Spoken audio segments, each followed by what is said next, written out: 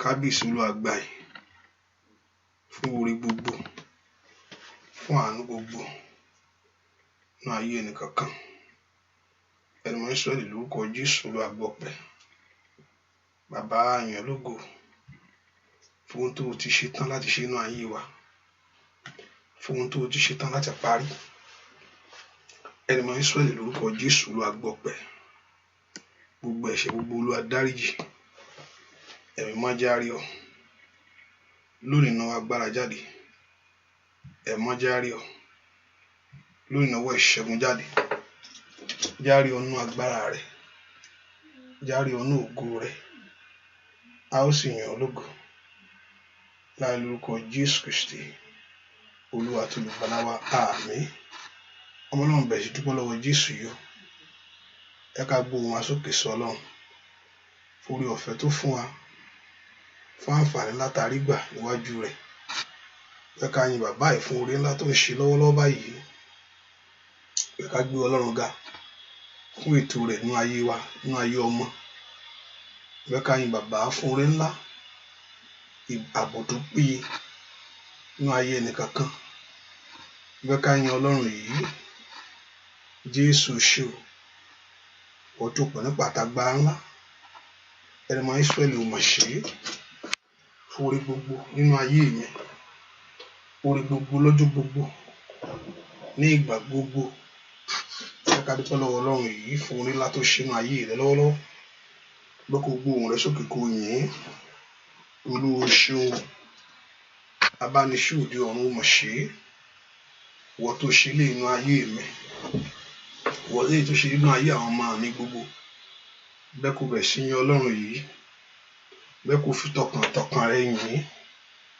Olúwa mo dúpẹ́, Olúwa mo yìn ọ́, Olúwa mo dúpẹ́, Olúwa mo yìn ọ́ fún oore ńlá, fún oore ọjọ́ gbogbo, oore ìgbà gbogbo nínú ayé mi, oore ọjọ́ gbogbo, oore ìgbà gbogbo lórí iṣẹ́ mi, nínú ilé mi, nínú ayé ọmọ mi. Wọ́n náà gbóhùn rẹ sókè kó yin bàbá yìí. Alágbára gíga, ọba ńlá, abániṣe, adúrótẹni, ọba tí ò yọjú tì ọ́. Bẹ́ẹ̀ kò gbóhùn rẹ sókè sí Ọlọ́run yìí. Jésù ṣe o fọwọ́ agbára ńlá tó fi kan ayé mi, ọwọ́ ògo tó fi kàn mí, ọwọ́ ẹwà ńlá èyí tó fi kó mi yọ lọ́wọ́ ewu gbogbo.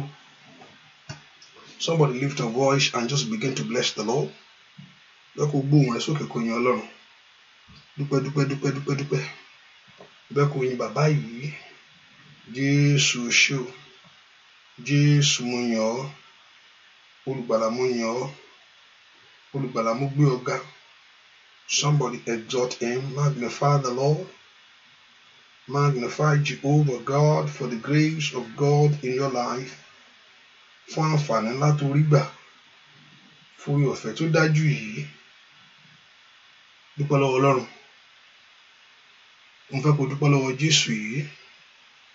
Jésù ṣe o, Jésù ṣe o, Jésù a yìn ọ́, olùgbàlà gbé ọ ga, olùgbàlà gbé ọ ga, olùgbàlà gbé ọ ga, olùgbàlà gbé ọ ga, olùgbàlà a yìn ọ́. Ọlọ́run a yìn ọ́ fún oore ńlá yìí. Jésù a yìn ọ́ fún oore ńlá yìí. A gbé ọ ga fún oore ńlá yìí. Ọlọ́run tó pọ̀ nípa àti agbára ó ṣe. Ẹni Ísírẹ́lì ó ṣe o. Somebody thank him. Somebody exalt the Lord. Thank him. Exalt Jehovah God. Thank him. Exalt Jehovah God. Exalt him. Magnify the Lord. Let's appreciate the King. Let's honor him. Let's give praise to the Lord. Thank you, Lord Jesus, for what you have done and for what you will do in my life. Fún tó ti ṣe nínú ayé mi àti tó ti pinnu tó wàá ṣe. Bọ́lọ́run gbóhùn rẹ sókè kó yin Ọlọ́run yìí. Bọ́lọ́run gbóhùn rẹ sókè kó yin Ọlọ́run yìí. Bọ́lọ́run gbóhùn rẹ sókè kó yin Ọlọ́run yìí. Fún tó ti ṣe àti tí ó pinnu tí ó ṣe nínú ayé rẹ. Lift your voice and just begin to bless him. Gbóhùn rẹ sókè sí Ọlọ́run. Lift your voice and exhort him. Mo fẹ́ ká gbóhùn wa sókè sí Ọlọ́run yìí. Ọpẹ́ ni Olúwa ń fẹ́. Ó fẹ́ ọkàn ọpẹ́. Ó ń fẹ́ ọkàn ìyìn. Mo ní Ọlọ́run, ó ń fẹ́ ọkàn ọpẹ́. Ó ń fẹ́ ọkàn ìyìn. Ọkàn tó mórí, ọkàn tó mórí rí orí rẹ̀. Rẹ́ tó bá mórí Jésù lọ́wọ́ dúpẹ́ fún ohun tó ṣe. Ìgbàlà ọkàn rẹ tó ṣe bíyebíye. Ìgbàlà ọkàn rẹ. Ọba tí ò já sọnù. Ọba tí ò já rá. Ẹ ká gbóhùn wa sókè ká yìn bàbá yìí. Jésù ṣe o. Olúwa ṣe. Olúwa ṣe. Dúpẹ́ lọ́wọ́ Ọlọ́run yìí. Ojúmọ́ rẹ tún mọ́ bọ́. Ọba tí ò jẹ́ gbójú oorun lọ. Ọba tí ò jẹ́ kí ewu òru kó wọ́. Bẹ́ẹ̀ ni. Ọba tí ò já gbójú oorun lọ. Ọba tí ò jẹ́ kí ewu òru kó wọ ayé wa. Ọ̀tá ń gbèrú rẹ̀ Ọlọ́run ni ò jẹ́. Lift your voice and appreciate God wherever you are and say, Lord, I thank you for what you are doing and what you have planned to do.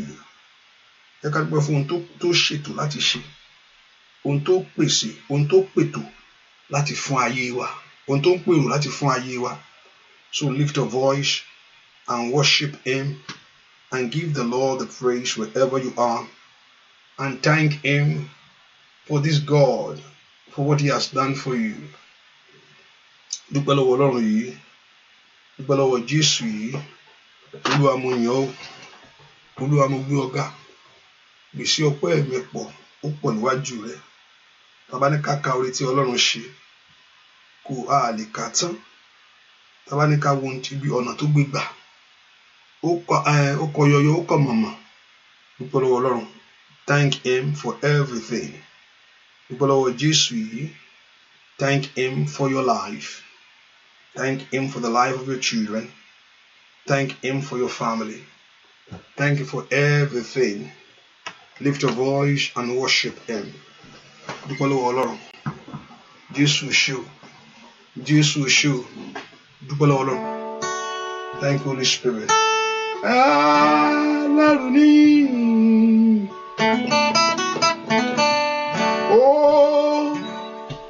Oyè ọ̀sẹ̀.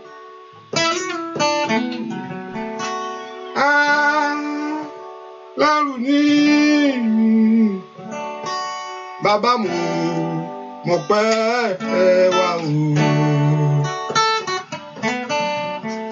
Ó ṣé o bàbá. Ó màmá. Ṣé o Alárùn ní. Alárùn ní. Ògo yẹ ọ́ o.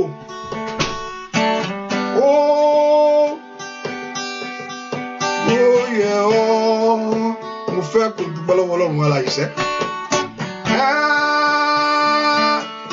Alárùn ní.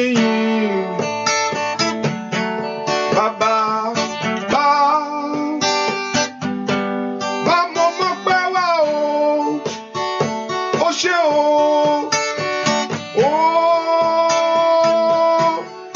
Ṣé o bàbá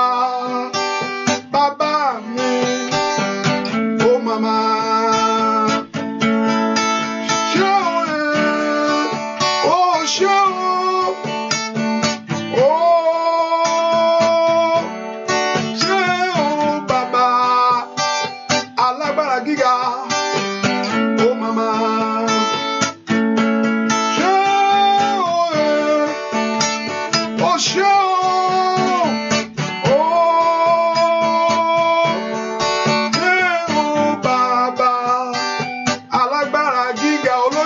Ńlá, ó màmá. Ṣé Alárùn ní bàbá. Alárùn ní.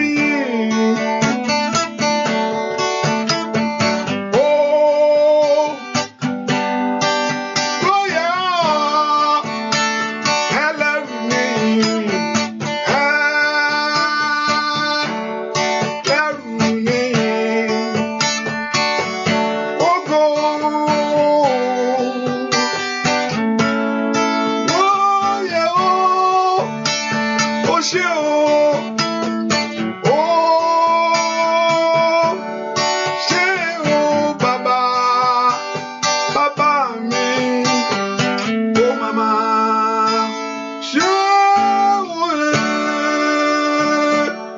Ọlọ́run ọba tó ṣàánú fún ọ. Jésù o ṣé o. Jésù o ṣé o. Jésù o ṣé o. Ṣé ni máa dúpẹ́ bàbá, ṣé ni máa yìn ọ́ o. A ní èrò rẹ̀ Jésù, ṣé ni máa dúpẹ́ o. Ọpẹ́ rẹ̀ dà, ṣé ni máa dúpẹ́, ṣé ni máa yìn ọ́ o. A ní èrò rẹ̀ Jésù, ṣé ni máa dúpẹ́ o bàbá. Màmá ò bá yan Ọlọ́run gbogbo. Alágbára gíga o, aláńlá Ọlọ́run ńlá. Abániṣe òde ọ̀run bàbá mi àgbà. Ọpẹ́ yẹ ọ́ alágbára gíga.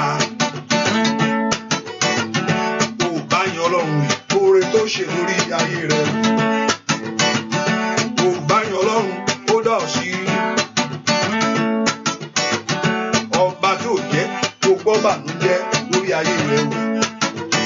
Bàbá ṣe ni máa ń yọ. Ẹni máa gbé ọ̀gá, àníyàn lórí Jésù. Ẹni máa dúpẹ́ o bàbá, ṣe ni máa dúpẹ́. Ẹni máa yọ o. Àníyàn lórí Jésù. Ẹni máa dúpẹ́ o bàbá. Ìjọba rẹ̀ dà. Óyá óyá dúpẹ́. Bàbá, ẹgbẹ́ga o, ẹgbẹ́ga, ẹgbẹ́ga, ẹgbẹ́ga, ẹgbẹ́ga o, ẹgbẹ́ga. Ọba onílé ayọ̀, ẹgbẹ́ga, óyá óyá, ọba ẹlẹ́rù níyìn, ẹgbẹ́ga, ó dúpẹ́, ẹgbẹ́ga, ẹgbẹ́ga, ẹgbẹ́ga, alágbára o, ẹgbẹ́ga, ẹgbẹ́ga. Ẹgbẹ́ga, ọba onílé ayọ̀, ẹgbẹ́ga, ọba ẹlẹ́rù níyìn, ẹgbẹ́ga, àgbàlagbà má pàròyìn bàbá mi sẹ́. Alágbára gíga wọ́n ló tóbi jù. Ta ló wà níwájú, ta ló wà lẹ́yìn rẹ? Kò sí ìwọ nìkan ni. Ọba tó ń gbọ́ àdúrà tí ń dáhùn. Ọba tó ń fọhùn jáde tí ayé yọ. Ṣé wọ́n lọ́ba onílé ayọ̀? Mo gbé ọ̀gá. Abẹ́lẹ́rù ní ẹgbẹ́ga, ẹ bá mi gbéga. Ẹgbẹ́ga, ẹgbẹ́ga, ẹgbẹ́ga. Mo ṣe o. Ẹgbẹ́ga, ẹgbẹ́ga, ẹgbẹ́ga. Ọba onílé ayọ̀, ẹgbẹ́ga. Abẹ́lẹ́rù ní ẹgbẹ́ga. Mo gbé ọ̀gá, mo gbé ọ̀gá, mo gbé ọ̀gá.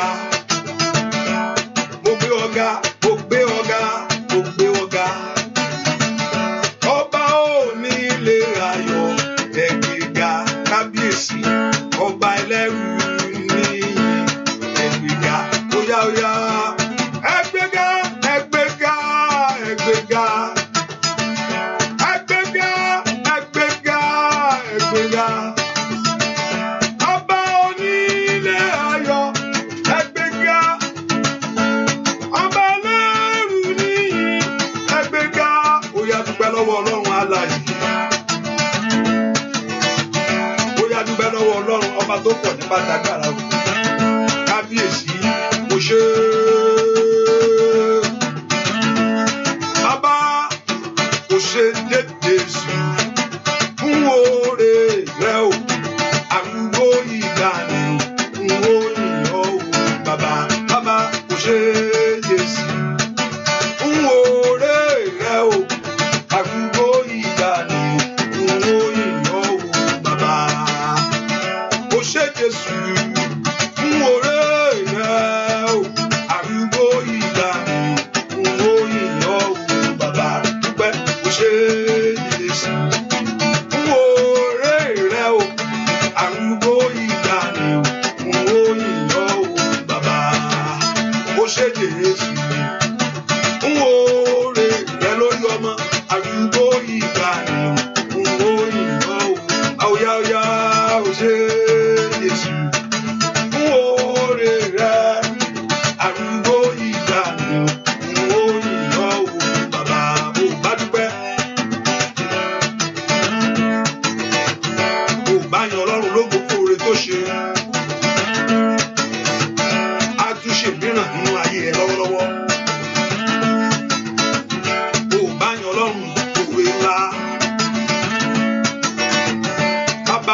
ṣé Jésù fún oore rẹ arúgbó ìgbàanì òyìn ọ̀hún bàbá bóyá ṣé Jésù fún oore rẹ ṣe arúgbó ìgbàanì òyìn ọ̀hún bàbá òyìn ọ̀hún bàbá òyìn ọ̀hún bàbá lórí ọmọ o òyìn ọ̀hún bàbá lórí iṣẹ́.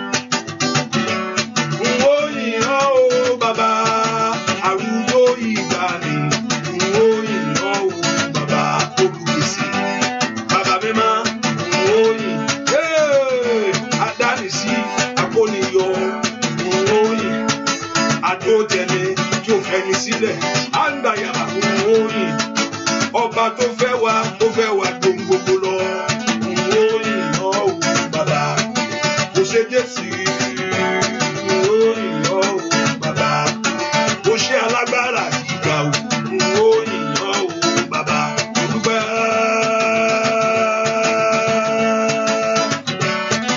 kò ṣe Jésù òyìn ọ̀hún bàbá.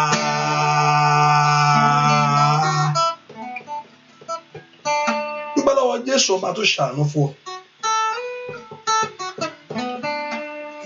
dúpẹ́ lọ́wọ́ Ọlọ́run dúpẹ́ lọ́wọ́ Jésù mọ̀ ṣeun o Jésù ṣeun agbalágbàtán akóniyọ lọ́wọ́ ewu gbogbo ọba tí òjẹ́ tí ẹ gbé ọba tí òjẹ́ káyé jẹ tí ẹ má yé ọba tí òjẹ́ káyé gbé tí ẹ sá lọ ọba tó gbẹ̀ ọ́ lọ́wọ́ ègún àtèpè.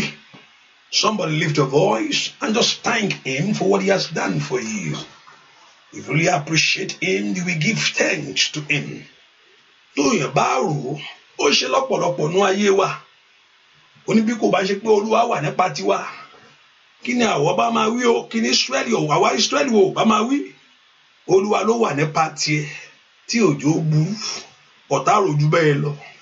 Olúwa ló wà nípa tiẹ̀ èyí tí òjò bàjẹ́. Olúwa ló wà nípa tiwa èyí tí òjò sọnù.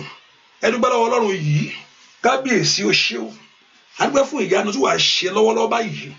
Gbọ́ àdúà lórúkọ Jésù Kristi Olúwa tolùgbàlà wa àmín. Ẹ ká sọ fún Jésù gbogbo ẹ̀ṣẹ̀ pátápátá all our sin gbogbo ẹ̀ṣẹ̀ pátápátá all our iniquity tí ò ní jẹ́ kí n rí ògo ti àtẹ́wọ́ rẹ torí mo fẹ́ rí ọ ní àárọ̀ yìí. I want to see you. Torí mo fẹ́ gbọ́ ohùn rẹ bàbá. I want to hear the voice of you. Ìwọ ni mo tọ̀ wá láti wò lónìí. Ìwọ ni mo gbójú mi sókè sí. Ó ní èmi ó gbójú mi sórí òkè wọn ni. Níbo ni ìrànlọ́wọ́ ti jáde? Ẹ pọ orúkọ Jésù. All my sin and my iniquity that do not allow me to see you. Gbogbo ẹ̀ṣẹ̀ mi gbogbo èyí tí ò ní jẹ́ kí n rí ọ. Gbogbo ẹ̀ṣẹ̀ mi gbogbo èyí tí ò ní jẹ́ kí n gbọ́ ohùn Olúwa. Ẹ pọ orúkọ Jésù bí tẹ́ wà sẹ́. Olúwa fi àánú ńlá dáríjì. Olúwa dárí àṣídídé mi jì mí. Ẹ̀jẹ̀ rẹ kó wẹ ayé mi mọ́. Ẹ̀jẹ̀ rẹ kó tú ayé mi ṣe. Ẹ̀jẹ̀ rẹ kó sọ mí dọmọ lónìí. Ẹ̀jẹ̀ rẹ kó ra ayé mi padà. Ọwọ́ ọ̀tún agbára kó kàn mí. Ọwọ́ ògo kó dàpọ̀ mọ́ ayé mi o. Ẹ pọ orúkọ Jésù bí tẹ́ wà sẹ́. Olúwa dárí àṣídídé jì. Olúwa dárí àṣídídé jì. Ask the Lord to forgive every sin. Ẹ ká pọ orúkọ Jésù. Olúwa dárí gbogbo àṣídídé mi jì. Àánú kó ṣògo lórí ìtẹ́ ìdájọ́ fún mi. Pọ orúkọ Jésù dáadáa. Àánú kó ṣògo lórí ayé ọmọ mi. Ìwọ àánú ńlá wá ayé mi rí lónìí. Ìwọ àánú ńlá wá ọ̀nà mi rí. Pọ orúkọ Jésù dá màmá. Àánú Ọlọ́run kó wọ orí. Àánú Ọlọ́run kó wọ orí. Àánú Ọlọ́run kó ṣe tiẹ̀ fún ọ. Ẹ pọ orúkọ Jésù bí tẹ́ wà. Àánú ńlá wá ayé mi rí. Àánú ńlá ra ayé mi padà. Gbọ́ àdúà lórúkọ Jésù Kristi Olúwa wa. Ẹ pọ orúkọ Jésù bí tẹ́ wà. Olúwa dìde fàánú gba ayé mi lónìí. Arise, O God, to have mercy on me. Olóhùn ó ṣàánú fún ẹni tó ń ó ṣàánú fún. Olóhùn ó ṣàánú fún ẹni tó ń ó ṣà kò ṣeé mú sí kò ṣeé bájà. Ọlọ́run ò ṣe Olúwa ò ṣe fún mi òkè tí mi ṣe kí ló fẹ́ ṣe, kí lèèyàn fẹ́ ṣe fún Ọlọ́run jù yẹn lọ́wọ́ ẹ ò ṣe fún mi kí ló fẹ́, kí lèèyàn fẹ́ ṣe lọ sí wọ́n bá amọ̀kòkò wọn tó bá fọ amọ̀ ni yóò fi dá tó bá wù ọ́ ló lè fi olú ẹ̀ dá ṣùgbọ́n ó ṣèlérí pé òun ó fààyè rẹ̀ dára rere ẹ porúkọ Jésù Olúwa jẹ́ ráàánú gbà lónìí Olúwa ṣàánú fún mi kó gbọ́ ohùn ẹkún mi ẹ porúkọ Jésù Olúwa ṣàánú fún mi kó gbà mí lọ́wọ́ agbá ohun tó lé mi wá síwájú rẹ ohun tó ń lé ayé mi kiri Olúwa ṣàánú fún mi kí ayé mi kó ráàánú lágbà bẹ́ẹ̀ kó porúkọ Jésù Olúwa ṣàánú fún mi kó gbẹ̀tọ́ mi ibi tó bọ́ á sí ẹ jẹ́ ráàánú gbà láàárọ̀ yìí. Let the mercy of the Lord in the name of Jesus locate my life kí àánú kó tọ̀ ayé mi wá àánú lórí ọmọ mi gbogbo àánú lórí iṣẹ́ mi àánú lórí ìdáwọ́lé mi porúkọ Jésù kí àánú Ọlọ́run kó porúkọ Jésù dáadáa kó bàlẹ̀ ayé rẹ. Let the mercy of God locate my life. Ìwọ àánú ńlá níbi àyè ńlá máa bọ̀ wá. Ìwọ àánú ńlá níbi àyè ńlá tọ̀ ayé mi wá. Ìwọ àánú ńlá níbi àyè ńlá porúkọ Jésù Olúwa fi àánú ńlá bẹ̀ mí wò. Somebody pray that the mercy of God to locate you. Olúwa fi àánú ńlá bẹ̀ ayé mi wò porúkọ Jésù dáadáa. Olúwa fi àánú ńlá gbà mí. Ọwọ́ àánú máa bọ̀ wá. Ọwọ́ àánú máa bọ̀ wá. Porúkọ Jésù, ask the Lord to have mercy. Àánú ni kó ṣe. Àánú mi ni kó ṣe. Porúkọ Jésù, àánú mi kó ṣe lórí ọmọ mi o. Àánú mi ni kó ṣe lórí ayé mi. Somebody open your mouth to pray. Pé kí Olúwa kó ṣe àánú lórí ayé rẹ ni. Àánú mi ni kó ṣe. Àánú mi ni kó ṣe lórí ọmọ mi gbogbo. Porúkọ Jésù dáadáa. Àánú mi ni kó ṣe lórí iṣẹ́ mi. Àánú mi ni kó ṣe lórí ọ̀nà mi. Bèrè fún àánú Ọlọ́run. Olúwa àánú mi ni kó ṣe láàárọ̀ yìí. Somebody lift your voice to God. Porúkọ Jésù dáadáa. Àánú tèmi ni kó ṣe lónìí. Àánú ayé ọmọ mi ni kó ṣe. Àánú ni kó ṣe lórí iṣẹ́ mi. Àánú ni kó ṣe lórí ìdáwọ́lé mi gbogbo. Ẹ porúkọ Jésù. Àánú ni kó ṣe o. Àánú ni kó ṣe o. Have mercy on me. Sọ fún Jésù dáadáa. Àánú ni kó ṣe lórí ọ̀rọ̀ rẹ. Olúwa àánú mi ni kó ṣe. Olúwa ṣàánú mi. Gbọ́ àdúà lórúkọ Jésù Kristi.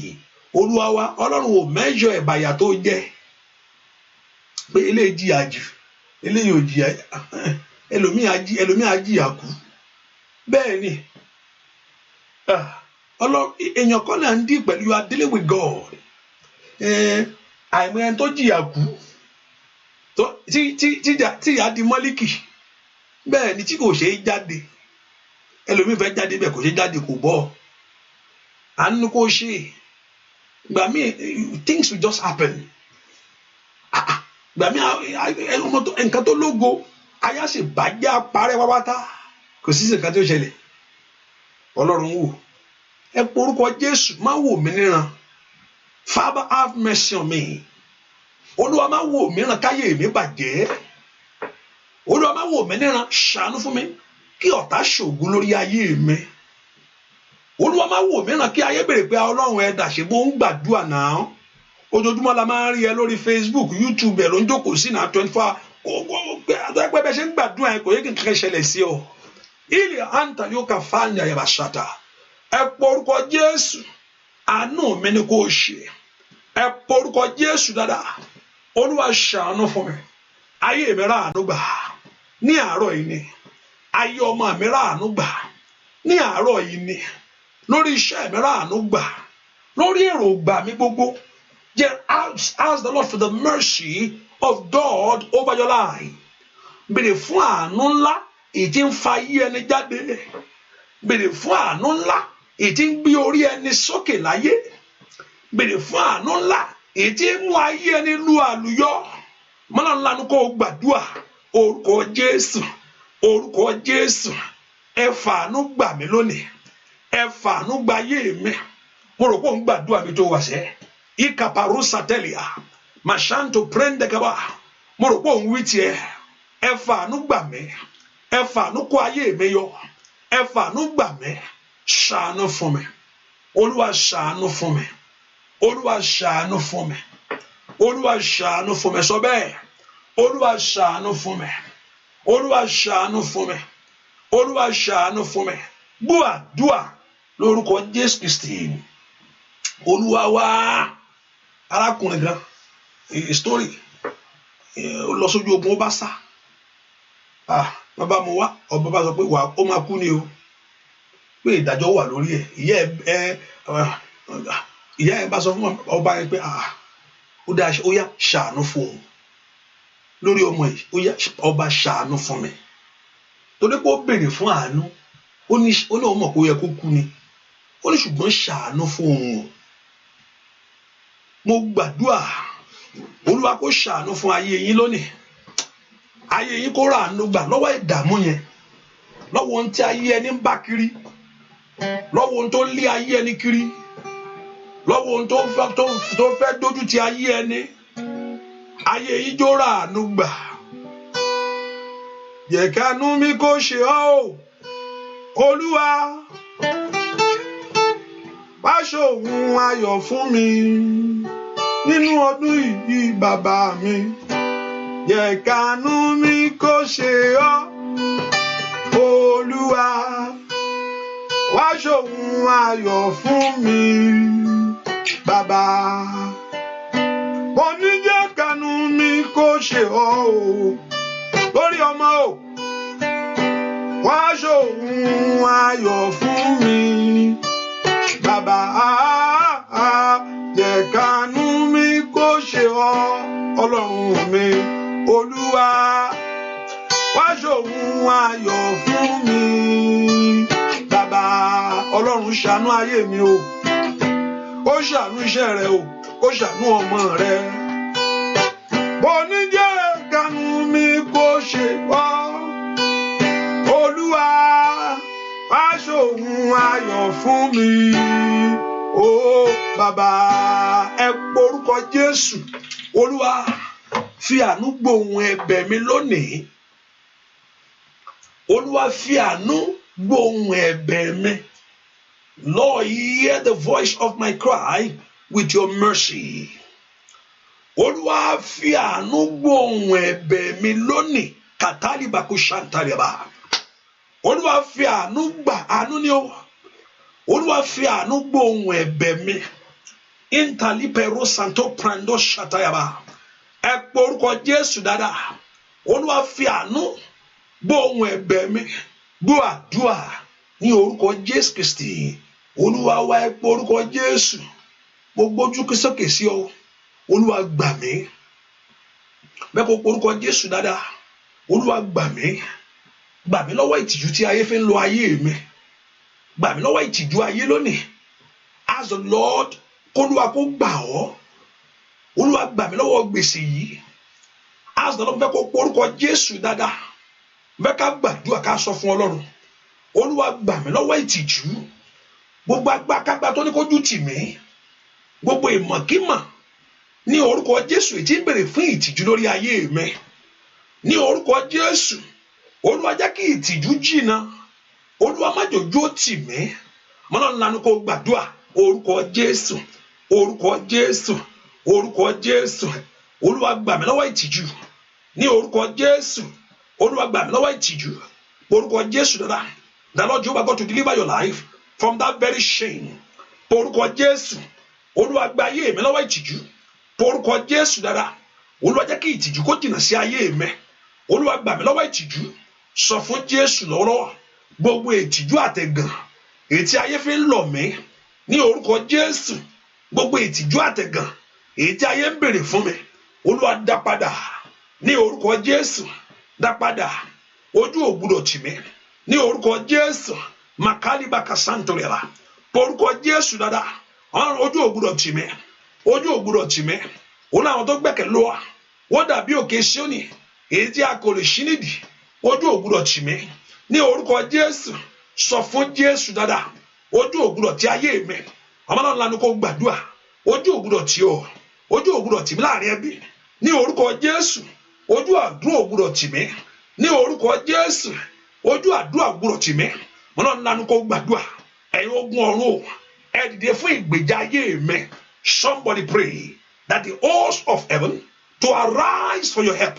Ẹ̀yin ogun ọ̀run o ẹ dìde fún ìgbèjà ayé mi ní òní ni today ní orúkọ Jésù ẹ dìde arise for my help.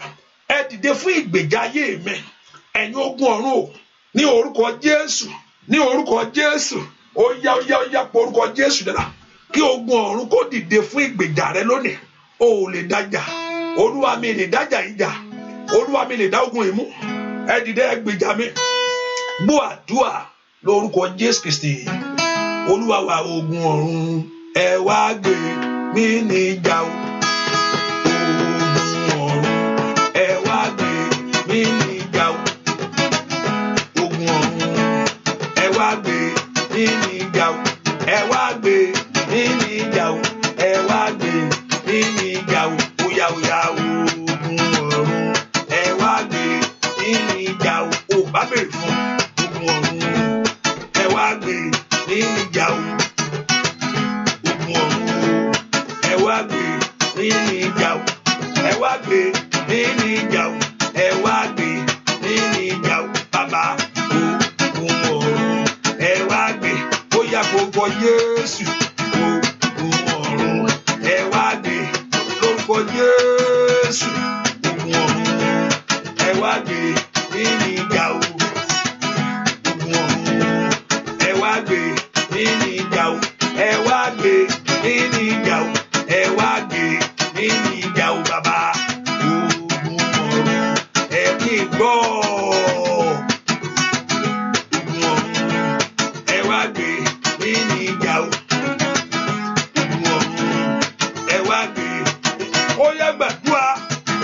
Ogun ọ̀run ẹ wá gbé lọ́wọ́ ẹ lójú ayé mi lọ ẹ gbè mí níjà. Ogun ọ̀run ẹ wá gbé mi níjà o. Ẹ wá gbé mi níjà o. Ẹ wá gbé mi níjà o. Ó yá ogun ọ̀run ẹ wá gbé. Ó yá tó gba ayé ẹ níjà. Ogun ọ̀run ẹ wá gbé mi níjà o. Lórí ọmọ o. Ogun ọ̀run ẹ wá gbé lórí ara rẹ sẹ́. Ogun ọ̀run ẹ wá gbé. Ó yá forúkọ Jésù. Ogun tí ò gbúdọ̀ gbé kò gbúdọ̀ bàjẹ́. Ogun ọ̀run ẹ wá gbé mi níjà o. Ogun ọ̀run ẹ wá gbé mi níjà o. Ẹ wá gbé mi níjà o. Ẹ wá gbé mi kábíyèsí ńlá o. Ogun ọ̀run ẹ wá gbé lórúkọ Jésù. Ogun ọ̀run ẹ wá gbé mi níjà o. Ẹ porúkọ Jésù. Olúwa dìde fún ogun tó ju ayé mi lọ yìí. Gbogbo àwọn tó ń dúró fún ìṣubú fún ayé mi sẹ́. Gbogbo àwọn ìkà tó ti pinnu nínú ọkàn pé àní kó lọlẹ̀ ní pé àníṣẹ́ ojú àti ọ̀nì. Bẹ́ẹ̀ kó bèrè fún ìgbèjà ọ̀run. Àwọn kan sọ pé Pọ́ọ̀lù ó dán kó kú o. Wọ́n gbéra wọn ṣépè. Wọ́n wọnú àwẹ̀ lọ pé àníṣẹ́ ẹnìkan kò gbúdọ̀ jẹ. Ẹnìkan kò gbúdọ̀ mú. Àfi tí Pọ́ọ̀lù bá kú. Ẹ porúkọ Jésù bí tó wà sẹ́. Ẹ̀yin ogun ọ̀run ẹ dé fún ìgbèjà ayé mi. Kẹ́ ẹ dáwọ́ àṣetì dúró. Ándàlì ẹ̀bàkó sàǹtó plẹ̀ndàyà. Porúkọ Jésù dáadáa. Ẹ̀yin ogun ọ̀run ẹ dé fún ìgbèjà mi. Kẹ́ ẹ mú ọwọ́ ogun ìkúrò. Ogun má láṣeyọrí. Ogun má rorire mú. Ogun má rí gbà. Ogun má rí ṣe. Ọwọ́ ogun á fi àkókò ẹni ṣòfò. Ọwọ́ ogun á fi àkókò ayé ẹni ṣeré. Ogun má tẹ̀gbẹ́. Má bẹ̀gbẹ́. Má bẹ̀gbẹ́ jọ. Porúkọ Jésù. Ilé kàpárì sàràkàtàlì. Porúkọ Jésù. Lọ́wọ́ ogun tó kóra wọn jọ. Ogun tó dìde lé bàbá. Nílé ìyá. Nílé ìyá. Nílé ọkọ. Nílé ìyàwó. Ní orúkọ Jésù. Ogun rẹ̀. Àwọn èèyàn mímọ́. Ìkàpàrú sàtẹ̀. Ó yá lanu kó gbàdúrà. Ọwọ́ ogun ìkó dákẹ́ dúró. Ọwọ́ ìjà yìí. Porúkọ Jésù. Ọwọ́ ogun ìkó dákẹ́ dúró. Ẹ gbè mí níjà. Ask the Lord to fight for you. Ẹ gbè mí níjà. Ẹ gbè mí níjà. Èmi fẹ́ di ẹni òmìnira. I want to walk in the liberty of you. Èmi fẹ́ di ẹni òmìnira. I want to walk in the liberty of you. Lánàá kó gbàdúrà. Dúà. lórúkọ Jésù Kristi Olúwa wa. Wọ́n ṣe ìrántí má gbàgbé 14 times ní 14 wá ọ̀rẹ́ rẹ 14 tàbí ẹbí rẹ kò fi ránṣẹ́ sí. Hallelujah. Bẹ́ẹ̀ ṣe ṣe yẹn kọ́run kó gbàdúrà yín o, kó ohun ìyanu kó ṣẹlẹ̀. Mọ̀ pé màá tẹ́ wọ́n ti sọ pé ọ̀run gbàdúrà. Ẹ má jẹ́ tuntun pé praise the Lord. Hallelujah. Kọ́lọ́run kó gbọ́ ẹ̀yìn àṣẹ. Ẹ porúkọ Jésù dára sẹ́. Thank you my daddy. Olóòṣù. Mo fẹ́ kẹ́nìkan gbàdúrà. Sọ fún Ọlọ́run lọ́lọ́. Ìkòkò oúnjẹ mi ò gbúdọ̀ fọ́. Bẹ́ẹ̀ ni mo wí. Sọ fún pé Olúwa, ìkòkò oúnjẹ mi ò gbúdọ̀ fọ́, ayé ò gbúdọ̀ là mọ́lẹ̀. Pé pásítọ̀, ìkòkò àmàlà lẹ́ ń sọ tàbí dẹ́bà. Ilé ìwò bá wò. Ṣùgbọ́n gbàdúrà sẹ́ pẹ́pẹ́ bẹ́ẹ̀ ló ti ń jẹun náà. Sọ pé ìkòkò oúnjẹ mi ò gbúdọ̀ fọ́, ayé ò gbúdọ̀ là mọ́lẹ̀. Ibi oúnjẹ mi ò gbúdọ̀ bàjẹ́. Mò ń bẹ́ nìkan wí nìyẹn o. Ẹ porúkọ Jésù. Ìkòkò oúnjẹ mi ò gbúdọ̀ fọ́, ayé ò gbúdọ̀ là mọ́lẹ̀. And I answer ula power is staria. Lánàá kó gbàdúrà. Ìkòkò oúnjẹ mi ò gbúdọ̀ fọ́, ayé ò gbúdọ̀ là mọ́lẹ̀. Ẹ porúkọ Jésù. Àtọwọ́ oúnjẹ ayé ẹni, ayé oúnjẹ dànù. Ìkàparaba. Porúkọ Jésù. Ẹ̀yin ogun ọ̀run ẹ gbúdọ̀ fún wọn ṣe. Porúkọ Jésù dáadáa. Andaba ushe telibagaba. Ẹ̀yin ogun ọ̀run. Ìkòkò oúnjẹ mi ò gbúdọ̀ fọ́. Porúkọ Jésù kò gbúdọ̀ bàjẹ́. Porúkọ Jésù. Ayé ò gbúdọ̀ tọwọ́ bọ oúnjẹ mi. Ọmọlọ́run lanu kó gbàdúrà. Ayé ò gbúdọ̀ tọwọ́ bọ oúnjẹ mi. Ohun tó ti fún mi jẹ láyé. Ohun tó ti pèsè fún mi. Ohun tó ti fún mi lórí ọmọ. Ayé ò gbúdọ̀ tọwọ́ bọ̀. Porúkọ Jésù dáadáa. Ayé ò gbúdọ̀ tọwọ́ bọ̀. Ayé ò gbúdọ̀ tọwọ́ bọ̀. Gbọ́ àdúrà ní orúkọ Jésù Kristi Olúwa wa. Porúkọ Jésù kó má bàa ṣẹlẹ̀. Ọba tó pọ̀ ní pàtàgbára. Má jẹ́ kíṣẹ́kíṣẹ́ dáhùn lórí ayé mi. Olúwa, má jẹ́ kíṣẹ́kíṣẹ́ dáhùn lórí ayé ọmọ mi. Mo bá ọ sọ̀rọ̀ lónìí. Gbogbo iṣẹ́ ọ̀tá èyí tí ayé fẹ́ gbé jáde, gbogbo iṣẹ́ ní òkùnkùn, every assignment of the devil, èyí tá a rán lójú àlá, èyí tá a rán lójú korojú, èyí tá a rán nú afẹ́fẹ́, ẹ porúkọ Jésù. Má jẹ́ kíṣẹ́kíṣẹ́ kó nyànàmà ansa kú prende kapayaba kó jẹ́ fún ayé mi o. Mo fọ̀rọ̀ ayé mi lọ. Àgbàtà ni kó gbà mí o. Mo bọ́ sọ lórí ọ̀rọ̀ ayé mi ní. Ìnànàmà ansa krabagaba. Má jẹ́ kíṣẹ́kíṣẹ́ kó jẹ́ fún ayé mi. Olúwa dá ibi padà. Olúwa yí ìmọ̀ òkùnkùn dànù. Ètè ọ̀tá Olúwa bàjẹ́. Àwọn náà ńlá ni kó gbàdúrà. Orúkọ Jésù. Orúkọ Jésù. Orúkọ ńlá Jésù. Kó má bàa ṣẹlẹ̀. Mo fọ̀rọ̀ ayé mi lọ. Iṣẹ́kíṣẹ́ ò gbúdọ̀ jẹ́ lórí ayé mi. Náà ńlá ni kó gbàdúrà. Ojú ò gbúdọ̀ tì mí. Màtándó ba usha tẹ́lígàbà. Lánàá kó gbàdúrà. Iṣẹ́ ẹni bí ò gbúdọ̀ jẹ́ fún ọ. Iṣẹ́ ẹni bí ò gbúdọ̀ jẹ́ lórí ayé mi. Kó má bàa jẹ́. Mo fọ̀rọ̀ ayé mi lọ. Kó má bàa jẹ́ èmi wí tèmi Olódùmarè. Ìtàtàlíkà parú sàtàyàbà. Mo ṣáà fọ̀rọ̀ mi lọ. Somebody open your mouth and pray. Somebody lift your voice to God. Father, I discuss this with you. I present this to you. Iṣẹ́kíṣẹ́ ò gbúdọ̀ jẹ́ fún mi. Lánàá kó pé Jésù mi tó wà. Iṣẹ́kíṣẹ́ ò gbúdọ̀ jẹ́ lórí ayé àwọn ọmọ mi gbogbo. Ọmọlọ́run lánàá kó gbàdúrà. Iṣẹ́ ẹni bí ò gbúdọ̀ jẹ́ fún mi o. Iṣẹ́ ẹni bí ò gbúdọ̀ jẹ́ fún mi o. Iṣẹ́ ẹni bí ò gbúdọ̀ jẹ́ fún mi o. Iṣẹ́ ẹni bí ò gbúdọ̀ jẹ́ fún ayé mi o. Iṣẹ́ ẹni bí ò gbúdọ̀ jẹ́ fún mi o. Ní orúkọ Jésù ti Násárẹ́tì. Iṣẹ́ ẹni bí ò gbúdọ̀ jẹ́ fún ayé mi. Ní orúkọ Jésù ti Násárẹ́tì. Iṣẹ́ ẹni bí ò gbúdọ̀ jẹ́ fún mi. Ọmọlọ́run lánàá kó gbàdúrà. Ní orúkọ Jésù ti Násárẹ́tì. Iṣẹ́ ẹni bí ò gbúdọ̀ jẹ́ fún mi. Ní orúkọ Jésù ti Násárẹ́tì.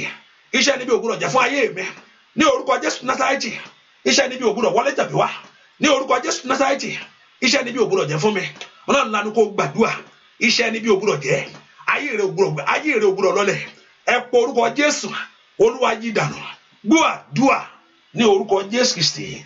Olúwa wá, ẹ pọ orúkọ Jésù. Sọ fún Jésù dáadáa. Ohun tí ayé ti parí lórí ọ̀rọ̀ mi. Olúwa bá ń fi ẹ̀jẹ̀ láàrẹ̀ yí padà. Mo ti débi tí fẹ́ gbàdúrà fún. Ìrádá tolúwa ní ilé ẹ̀ ti tán gbàgbé ẹ̀ kò lè ṣeé ṣe mọ́. Bẹ́ẹ̀ ni mo sọ. Kò í pé Ọlọ́run ò lè ṣe.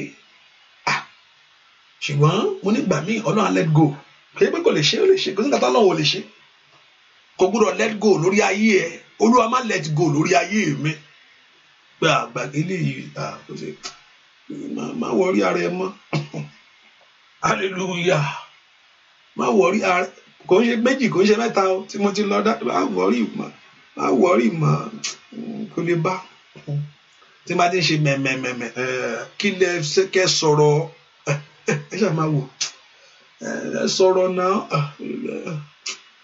ṣáà máa gbàdúrà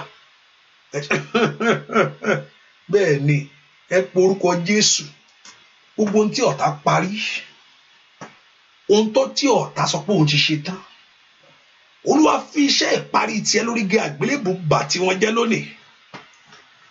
But everything that the enemy have concluded, they have complete. Ohun tá yé mi lè lé bá mọ́, ohun tá ní pé mi lè rí mọ́, ṣèbí kí n lè lé bá ni mo wá bá ọ, mo fi fọ̀rọ̀ ayé mi lọ ìwọ Ọlọ́run. Ọlọ́run kò ṣe ohun tì, ai, Makali Paori Saida. Borúkọ Jésù, gbogbo ohun tí ayé ti parí nítorí ọ̀rọ̀ mi o. Gbogbo ìdájọ́ òkùnkùn, ai, Makali Paori Saida. Lórí mi lónìí, ẹ fàánú yí padà. Ohun tá yé sọ pé àwọn ti bàjẹ́. Ohun tá yé sọ pé mi lè lé bá, pé mi lè rí mọ́, pé filẹ̀ láyé kò lè rí mọ́ láyé ẹ̀. Yóò wà kò lè rí. Mato perusa tata teri bakashanto prende kaba. Mondebra unsanteri bakashatia. Ọwọ́ Jésù olùtúsílẹ̀. Ìwọ Jésù olùdáǹdè. Ìwọ Jésù olùràpadà. Ohun táyé ti parí nítorí ọ̀rọ̀ mi. Ohun táyé ti parí lórí ọmọ mi. Ẹ̀yin ogun ọ̀run ẹ fi ẹ̀jẹ̀ ẹ̀rún àdáàgùntàn rà padà. Ìwọ tó ra ayé mi padà lọ́wọ́ ikú. Torúkọ Jésù sà. Ìwọ tó ra ayé wa padà lọ́wọ́ ẹ̀ṣẹ̀. Ìwọ tó ra ayé wa padà lọ́wọ́ ègbé. Ó yá ṣiṣẹ́ eléyìí. Ohun táyé sọ tó ti parí lórí iṣẹ́ mi. Lórí ọ̀nà mi, lórí ìwé ìgbélú. Lórí pé mi lè rọ́mọ bí. Lórí pé mi lè rọ́kọ. Bẹ́ẹ̀ filẹ̀ kò lè rọ́kọ mọ́. Báwo ló ṣe fẹ́ rọ́kọ? Ohun táyé tá a ti tì mọ́lẹ̀ tá a ti dè pàbátà. Báwo ló ṣe fẹ́ rí gbà? Ọ̀nà wo ni? Ẹ porúkọ Jésù. Ohun tí ayé ti ṣe, èyí tí ayé ti parí lórí ọ̀rọ̀ mi. Ẹ̀jẹ̀ Jésù máa númbà kú ṣàtẹ̀lébò wa. Porúkọ Jésù. Olúwa fẹ̀jẹ̀ rà padà. Gbọ́ àdúrà lórúkọ Jésù Kristi. Olúwa wa. Iná wá o, wá jó wọn run.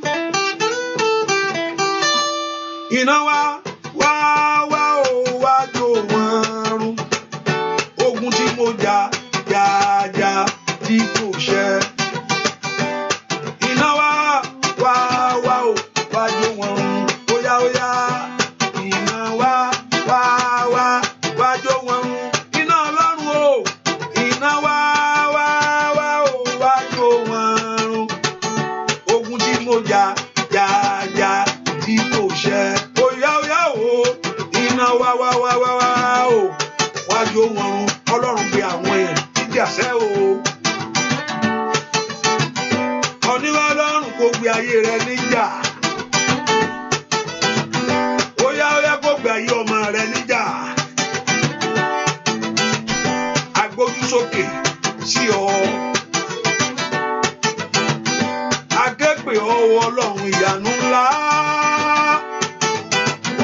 Má jẹ́ kójú tí ayé àwọn èèyàn yí bàbá o. Bóyá bẹ̀rẹ̀ iṣẹ́, parí iṣẹ́ rẹ o. Bóyá náwó agbára jáde bàbá mi. Bóyá náwó agbára jáde bàbá mi sá. Olódùmarè jà. Bàbá óyá. Iná wá o. Wá jó wọn run o. Iná wá o. Wá jó wọn run. Ogun tí mo jà tí kò ṣẹ o. Iná wá o. Wá jó wọn. Iná Ọlọ́run o. Iná wá jó wọn run. Iná wá o. Wá jó wọn run. Ogun tí mo jà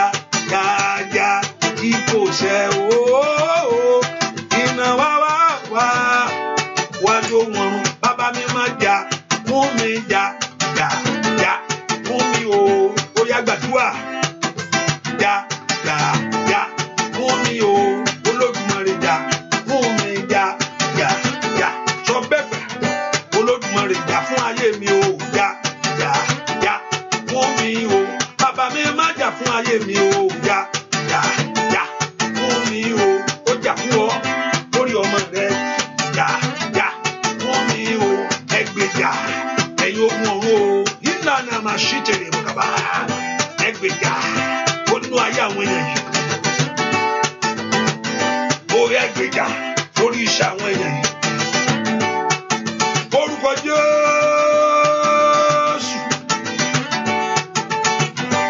bàbá mi má jà fún ayé mi ṣe o bàbá mi má jà fún mi jà jà jà fún mi o Olódùmarè jà fún ayé àwọn èèyàn yìí jà jà jà fún mi o ó yá ó yá ó yá ó yá ó yá ó yá ó yá ó jà jà jà fún mi o Olódùmarè jà fún mi jà jà jà fún mi o Olódùmarè jà fún mi jà jà jà fún mi o ó yá gbàdúrà jà jà jà fún mi o. Jẹ́ ṣì ń gbọ́ mi. Are you still here? Can you still hear me, right? Ẹ ṣàmì gbogbo bí tẹ́tí that you can tell me that you can hear me gbogbo yẹn. Ṣé ṣì ń gbọ́ mi lórí Facebook ṣá? Hallelujah. Can you still hear me? Type. Hallelujah. Let me see. Ẹ porúkọ Jésù. Olúwa jà fún mi gbà mí. Bá ṣe ń kọrin yẹn ohun tí mò ń wò rí. Ó fẹ́ dàbí adìẹ. Adìẹ ni ó fẹ́ dàbí adìẹ àgíríkì yẹn. Adìẹ fẹ́ dàbí adìẹ àgíríkì. Ẹ porúkọ Jésù. Ohun táyé bá porí mi sí. Táyé sọ pé òun ó pa. Èyí tán fi lọ orí mi. Èyí tí ayé lòun ó pa. Tó bá nígbà wọn ṣe ń pa kínní kí ìṣẹ̀lẹ̀ náà má ṣẹlẹ̀ sí ọ. Ohun tí ayé fi lọ orí mi tán fi lọ ayé ọmọ ó dàbí adìẹ àgíríkì ni adìẹ brown ni adìẹ àgíríkì yẹn ni.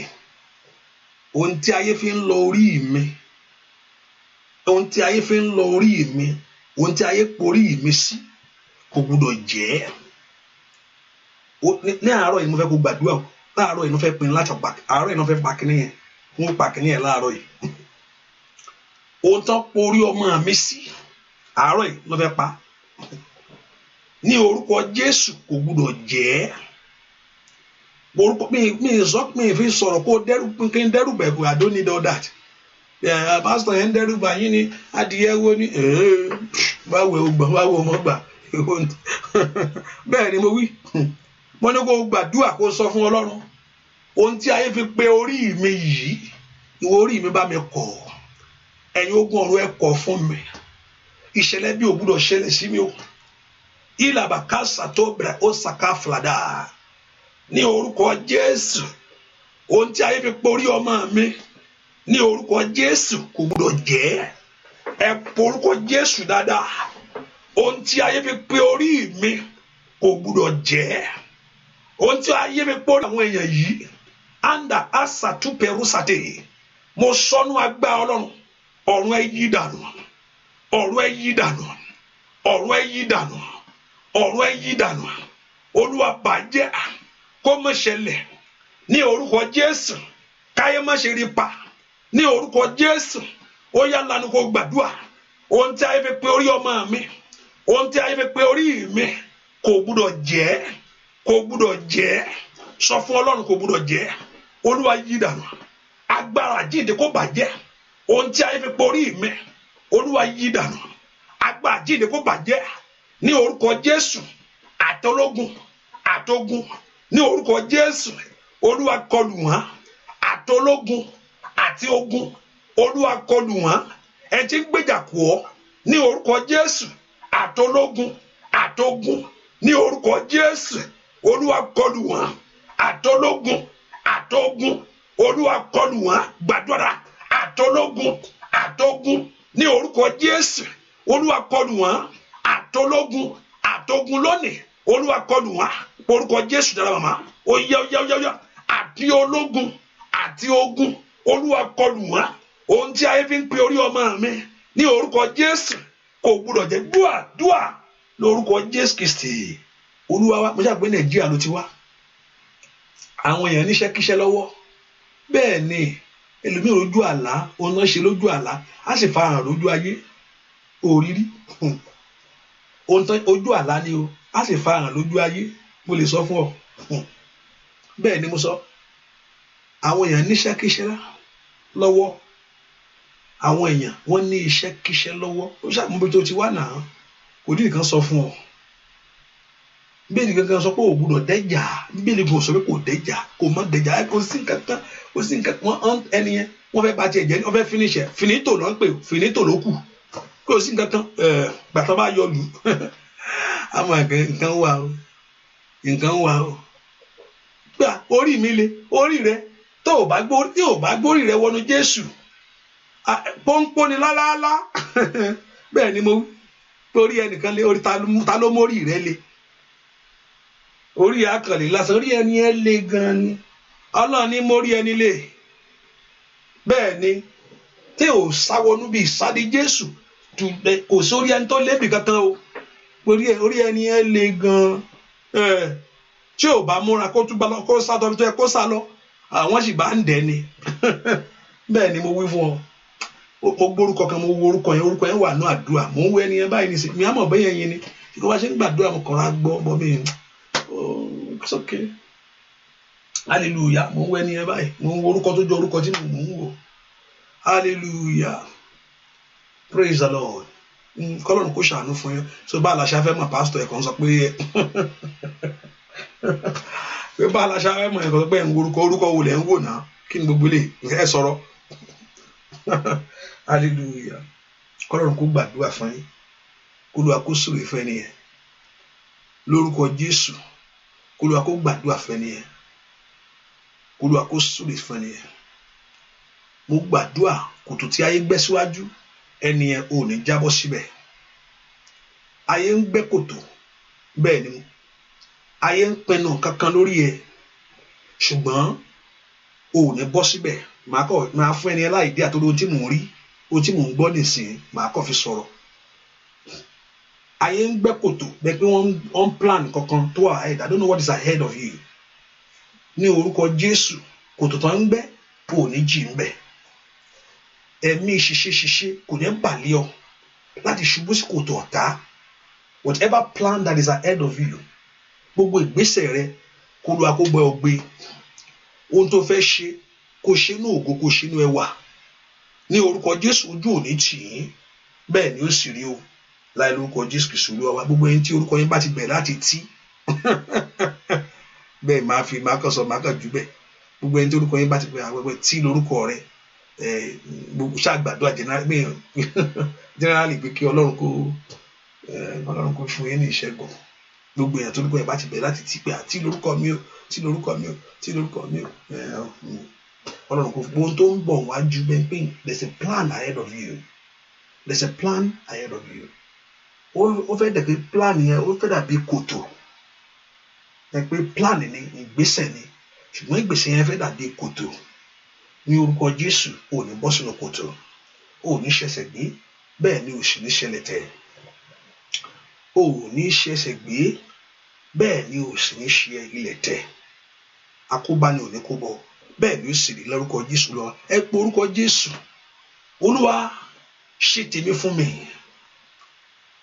orúkọ Jésù Olúwa bá mi ṣe tèmi ẹ pé orúkọ Jésù Olúwa bá mi ṣe ti tèmi ó ṣáà nídìí bí Olúwa ó nídìí bí tí mo gbé ohùn mi sókè sí ọ gbogbo èèyàn ń sùn mi è sùn gbogbo èèyàn ń jí wọn bá tiẹ̀ lọ mo bá tèmi wá sọ́dọ̀ rẹ mo káyì ọrì ṣáìdà mo èmi á ké pè ọ́ Olúwa mo dàdí àkàṣàǹdàlẹ̀ bàkàtàìdà ó yá yanjú tèmi fún mi ṣẹ́ orúkọ Jésù ẹ jẹ́ kí ìbànújẹ́ jìnnà sí ilé mi orúkọ Jésù ẹ jẹ́ kí ẹkún àtòṣe kó jìnnà sí ọ̀nà mi fi àánú ṣe tèmi fún mi rà mí padà rámà mi padà ai makari paori ṣáìdà rà mí padà rámà mi padà ẹ̀yin ayé mi ò gbúdọ̀ fọ́ ìrì àkàṣáìdà ọ̀tá ò gbúdọ̀ rí kó jẹ́ ó yẹ ní bọ́dọ̀ wà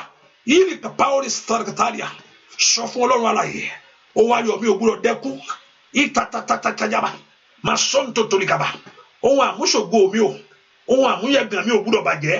Ó yá gbogbo iṣẹ́ níbi gbogbo iṣẹ́ ọ̀tá Olúwa sọ di asán láàárọ̀ yìí. Gbogbo ọ̀rọ̀ èpè Olúwa bàjẹ́. Ẹ gbè mí níjà, ẹ bá mi ṣe tèmi, ẹ fún mi tèmi, ẹ yanjú tèmi lórúkọ Jésù. Ẹ lànà àbáyọ kò mí. Gbọ́ àdúrà lórúkọ Jésù Kristi. Olúwa wá ìwọ tó ti tẹ̀ yá tẹ̀, ìwọ tó ti parí ẹ̀ oyè tẹ̀ pápápá. Invite your friends. Hallelujah. O nọ́mbà yẹn 14 times ní kò lé ọ̀rọ̀ àwọn pàápàá. Send this as a messenger. Ẹ porúkọ Jésù. Gbogbo retí ayé mi lé Olúwa mú mi lè bá. Bẹ́ẹ̀ kò porúkọ Jésù dáadáa. Ọlọ́run tó pọ̀ ní pàtàgbára. Gbogbo retí ayé ọmọ mi lé Olúwa ẹ jẹ́ kó lè bá. Gbogbo tí ọkàn mi ń fẹ́ Olúwa ṣe fún mi. Ire ò gbọdọ̀ jẹ mí yà o. Ire ò gbọdọ̀ jẹ mí yà o. Àṣeyọrí ò gbọdọ̀ jẹ mí yà. Olúwa jẹ́ kí oore fi oore tí ayé mi lọ́rùn. All what you are praying for, all what you are looking for, all what you are believing God, tell the Lord to satisfy you. He told you that He's going to satisfy you with His goodness. Ikaparusate. Sọ fún Ọlọ́run, oore tí ayé rẹ̀ ń fẹ́, ọ̀run kò ṣe fún ọ. Oore tí ayé mi ń fẹ́, borúkọ Jésù, máa ṣí tètè bò. Borúkọ Jésù, oore tí ọkàn mi ń fẹ́, dúà lórúkọ Jésù Kristi. Olúwa wa sọ fún Ọlọ́run, ọjọ́ ayọ̀ mi ò gbọdọ̀ bàjẹ́, ayé mi ò gbọdọ̀ mọ̀fò, ọjọ́ ayọ̀ mi ò gbọdọ̀ bàjẹ́. Borúkọ Jésù dáadáa, ọ̀tá láì kó máa bàjẹ́, ọ̀tá láì kó máa yí dà. Mo wo kankan níjọ́ kan, ọ̀tá bẹ́ẹ̀ ni níjọ́ marriage gbogbo wọn ti lọ wájú, wọn ti so oúnjẹ lẹ̀, gbogbo ẹ ti ṣe. Ó wà lórí YouTube, táìpù ẹ̀ wá wò ń bẹ̀. Ó wà lórí YouTube, kíní yẹn wà ń bẹ̀. Lọ wo kíní yẹn ń bẹ̀. Wọ́n ti ṣe gbogbo ẹ̀, wọ́n ti lọ, àwọn èèyàn ti dúró sí reception.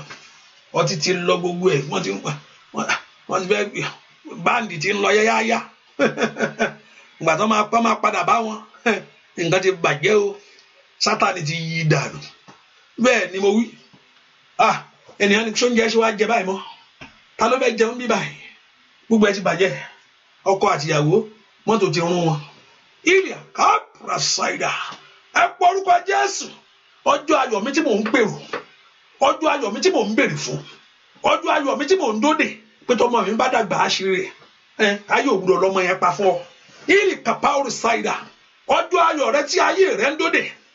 Pélé ọkọ yìí lọ́jọ́ kan máa jèrè ń bẹ̀. Kandada asaida. Ọjọ́ ayọ̀ mi lórílẹ̀-èdè yìí ní orúkọ Jésù, lórí ọmọ mi, lórí iṣẹ́ mi. Ọ̀run ẹ gbà mí. Ẹ má jẹ́ ọjọ́ ayọ̀ mi bàjẹ́. Ó jẹ́ ọmọ Ọlọ́run lánàá kó gbàdúrà orúkọ Jésù, orúkọ Jésù. Mo fọ̀rọ̀ mi lọ. Olúwa mo wí eléyìí fún ọ. Ọjọ́ ayọ̀ ayé mi ò gbọdọ̀ bàjẹ́. Ọjọ́ ayọ̀ mi tí mò ń dóde. Pé ọmọ yóò sanjọ́ fún mi. Andale bakasaida. Pé lọ́jọ́ kan iṣẹ́ yìí ó pè mí. Ọjọ́ ayọ̀ mi tí mò ń dóde. Orílẹ̀-èdè yóò san mí. Iná ni màá kú ṣàtàlì àbò. Lánàá kó gbàdúrà. Ẹ̀yin ogun ọ̀run ẹ gbà mí. Ọjọ́ ayọ̀ mi ò gbọdọ̀ bàjẹ́. Sọ fún Jésù dáadáa. Ayé ò gbọdọ̀ tọwọ́ bọ̀. Ìntẹ̀tẹ̀lìkàtà. Ẹ gbè mí níjà. Mo bọ̀ sọ. Ẹ gbè mí níjà. Mo wí fún ọ. Ẹ gbè mí níjà. Ẹ yanjú ẹ̀ ní orúkọ Jésù. Ọjọ́ ayọ̀ ayé mi ò gbọdọ̀ bàjẹ́. Ayé mi ò gbọdọ̀ mọ̀fọ̀. Ọlọ́run lánàá kó gbàdúrà. Gbogbo agbá tí ń pèrò rẹ̀.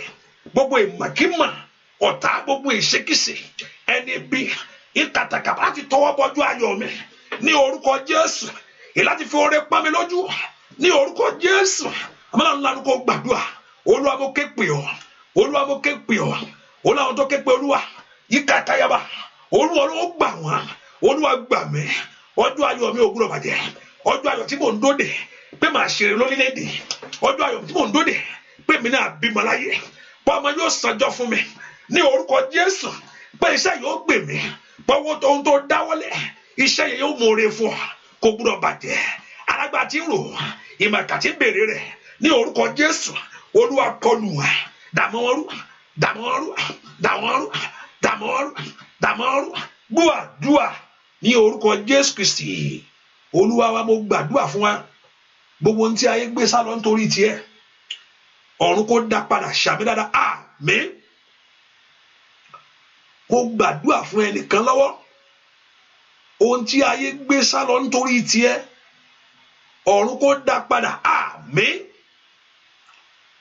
Mo gbàdúrà fún ẹnìkan lọ́wọ́ ohun tí ayé gbé sá lọ nítorí ọmọ ẹ ọ̀run kó dá padà àmín ṣàmì dáadáa. Ohun tí ayé ti jí gbé kí áńgẹ́lì Ọlọ́run kó lé wọn bá kó gbà lọ́wọ́ wọn ní orúkọ Jésù. Aràn Olúwa níṣẹ́ lónìí àǹdà nítorí ayé rẹ ohun tí ayé ti gbé sá lọ mọ́ ọ lọ́wọ́ ìtàlí paulus takotopeoria ọ̀run kó lọ lónìí kó dìde nínú agbára ńlá kó lọ gbà wá àmín ṣàmì dáadáa. Ọ̀run kó lọ gbà wá àmín. Agbára jíǹde kó dá padà àmín ní orúkọ Jésù.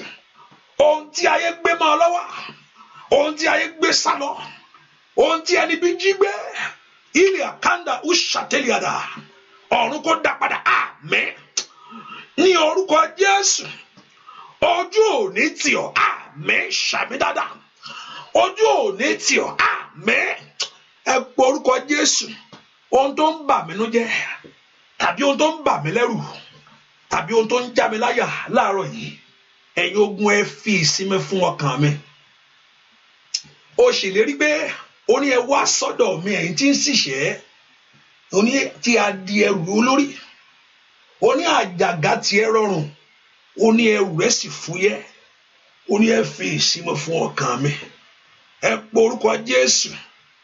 Ohun tó ń bà mí lẹ́rù ohun tó ń já mi láyà níbi tí ìrètí ti sọnù ibi táyé rò pé mi ìlérí bá mọ́ o ibi tẹ́mi tí ń rò pé báwo wọ́n ṣe ṣe orúkọ Jésù mi tó wà ó yẹ fi ìsinmi fún ọkàn mi. Ẹ pọ orúkọ Jésù dáadáa ai mọ̀káì paoli ṣáìdà ó yẹ fi ìsinmi fún ọkàn mi. Ibi tí ọkàn mi ò ti balẹ̀ yìí ibi tí àyà ti ń já mi ẹ pọ orúkọ Jésù ẹ fi ìsinmi fún ọkàn mi. Mo gbàdúrà tẹ́ńpẹ́ lábẹ́ àdúrà yìí láàárọ̀ yìí ọkàn yín kó gba ìsinmi ayé yín kó máa ìsinmi ní orúkọ Jésù ti Násárẹ́tì. Ṣé kàtàpá I decree let the peace of God that supersedes the understanding and the knowledge of men grant unto you this hour. Ayé ẹ kó máa ìsinmi ọkàn yín kó balẹ̀ ọ̀run kó gbè yín níjà ọ̀run kó gbè yín níjà. Olúwa ṣiṣẹ́ agbára láàárọ̀ yìí iṣẹ́ tó ló fẹ́ ṣe láti bẹ̀rẹ̀ ọ̀run ṣe láàárọ̀ yìí fi iṣẹ́ náà Olódùmarè ìwọ lóníṣẹ́ o ìwọ Jésù oníṣẹ́ ìtàlúbà ùṣàtẹ ìwọ ẹ̀mí mọ́ oníṣẹ́ ṣebí ìwọ lóníṣẹ́ ìwọ ló fẹ́ ṣiṣẹ́ ìwọ lóníṣẹ́ rẹ ó yá ṣiṣẹ́ láàárọ̀ yìí ṣiṣẹ́ láàárọ̀ yìí nínú ayé àwọn èèyàn yìí ṣiṣẹ́ láàárọ̀ yìí nínú ilé àwọn èèyàn yìí ṣiṣẹ́ láàárọ̀ yìí nínú ilé àwọn èèyàn yìí ṣiṣẹ́ láàárọ̀ yìí lórí àwọn ọmọ àwọn èèyàn yìí ṣiṣẹ́ láàárọ̀ yìí. Father, perform your work, manifest your work in their life, in their home, in their family. Ní orúkọ Jésù, Olúwa parí iṣẹ́ láàárọ̀ yìí. Ṣàṣetán iṣẹ́ rẹ̀, ṣàṣeparí iṣẹ́ rẹ̀. Ojú ògbúdọ̀ tiwọn, ojú ògbúdọ̀ tiwọn. Níbi tẹ́ ti fẹ́ rí Olúwa, kó Olúwa kó farahàn. Níbi tẹ́ ti ń béèrè, ẹ̀rí gbà, ohun tẹ́ wá wá, ẹ̀rí lónìí, Olúwa ní lọ́wọ́. Ní orúkọ Jésù, ohun tẹ́ wá wá. Ní orúkọ Jésù ó yẹ ẹ̀rí gbà mo ní Olúwa ní lọ́wọ́ ìkàpàrúsàtà ìwòsàn ni o ìtúsílẹ̀ ni o ìmúláradá ni o àṣeyọrí ni o ọ̀nà àbáyọ ni o ọmọ ni ọkọ ni àṣeyọrí ní gbogbo ọ̀nà ìkàpàrúsàtà mo gbàdúrà ohun tẹ́ bá wà láàárọ̀ yìí Ọlọ́run mi ní lọ́wọ́ ní orúkọ Jésù ó yẹ ẹ̀rí gbà ó yẹ ẹ̀rí gbà ẹ̀rí ìyanu náà ẹ̀rí ògo náà ẹ̀rí agbára náà ẹ̀rí ìwòsàn náà ẹ̀rí ìtúsílẹ̀ náà ní orúkọ Jésù ó di mímọ̀ fún ọ ó di mímọ̀ fún ọ ó di mímọ̀ fún ọmọ rẹ ní orúkọ Jésù ó di mímọ̀ fún ayé rẹ màtóbẹ kó ṣàtẹ̀yà liperu sakapayaba ní orúkọ Jésù kò ní bàjẹ́ ọ̀run kó gbé ọ níjà ọ̀run kó gbé ọ níjà kó jà fún ọ ẹni tó gbẹ́kẹ̀lé èyí tí ń ṣe Jésù kó fara rẹ̀ hàn má dákẹ́ fara rẹ̀ hàn má dákẹ́ fara rẹ̀ hàn jẹ́wọ́ agbára jẹ́wọ́ agbára jẹ́wọ́ agbára jẹ́wọ́ agbára jẹ́ wá gbára. Thank you my daddy. My side. Igbó tó dì yìí Olúwa ní òun ó là á. Igbó tó dì yìí Olúwa ní òun ó là á. Má bẹ̀rù.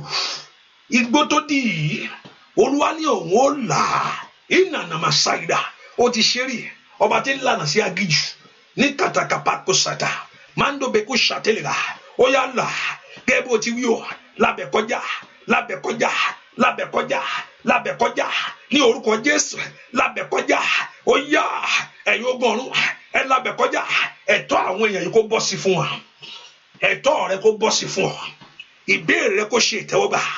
Let Jehovah God surprise you. Let Jehovah God give to you your own portion in life. Kólúwa kó fún ọ tiẹ̀ ní orúkọ Jésù. Kólúwa kó dá yín nù níbi àyè ńlá. O ní gbàgbànàdúà. O ní wá lásán. Ní orúkọ Jésù. O ní gbàgbànàdúà. O ní wá lásán. Ọlọ́run Ísírẹ́lì kó gbé oníjà. Májẹ̀mú ọ̀rọ̀ rẹ̀ kó ṣe mọ́ ọ lára. Májẹ̀mú ọ̀rọ̀ rẹ̀ kó ṣe mọ́ ọ lára. Ìlérí rẹ̀ kó bá ọ gbé. Ní orúkọ Jésù.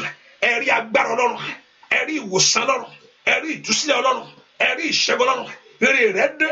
Ayọ̀ rẹ̀ fara. Ó gbọ́ ire. Ó gbọ́ ire. Wàá rí ire gbẹ́jọ́. Bẹ́ẹ̀ ni ó sì rí. Kò ní já sí ìbànújẹ́. Yóò já sáyọ̀ fún ọ ni. Bẹ́ẹ̀ ni ó sì rí. Ai mo kárí pọ́ọ̀rì ṣáìdà. Ani kárí pọ́ọ̀rì ṣáìdà. Ní tètè kò párí ka pọ́ọ̀rì à. Lé ń sọ̀tọ̀ ní ẹ̀nà. Fẹ̀rí ayọ̀. Ní orúkọ Jésù kò dùn. Ìtà tó ń jó oró kìjì oró. Oró kìjì oró.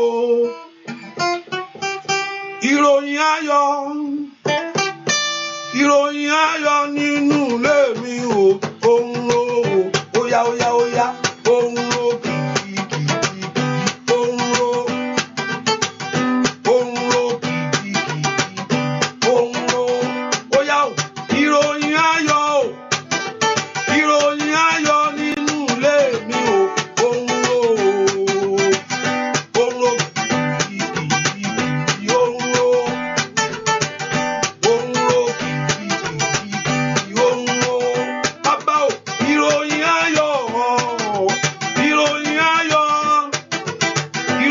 ayọ̀ nínú ilé mi o. Oró óyá oró kìjì oró. Orí iṣẹ́ rẹ o. Oró kìjì oró. Bàbá ìròyìn ayọ̀ nínú ilé mi o. Oró lórí ọmọ o. Oró lórí iṣẹ́ rẹ ni. Oró ìròyìn ayọ̀ sẹ́. Oró lórí ilé rẹ o. Oró lórí gbogbo ọ̀nà rẹ ni sẹ́. Oró lórí ọmọ rẹ ni. Oró ìròyìn ayọ̀. Oró lẹ́nu iṣẹ́ rẹ. Oró lórí ilé rẹ o. Oró lórí ọmọ rẹ ni sẹ́. Mo ní yóò jà sáyọ̀ lólúwa wí. Oró óyá. Ai má bẹ̀rù má fòyà. Olúwa ti ṣáájú. Oró ìròyìn ayọ̀ sẹ́ o. Oró mo ní bẹ́ẹ̀ lolúwa ọmọogun wí. Oró ìròyìn ayọ̀ ni. Oró lórí ọmọ rẹ. Oró lórí iṣẹ́ rẹ o. Oró ìròyìn ayọ̀ sẹ́. Oró óyá oró kìjì oró. Oró kìjì oró.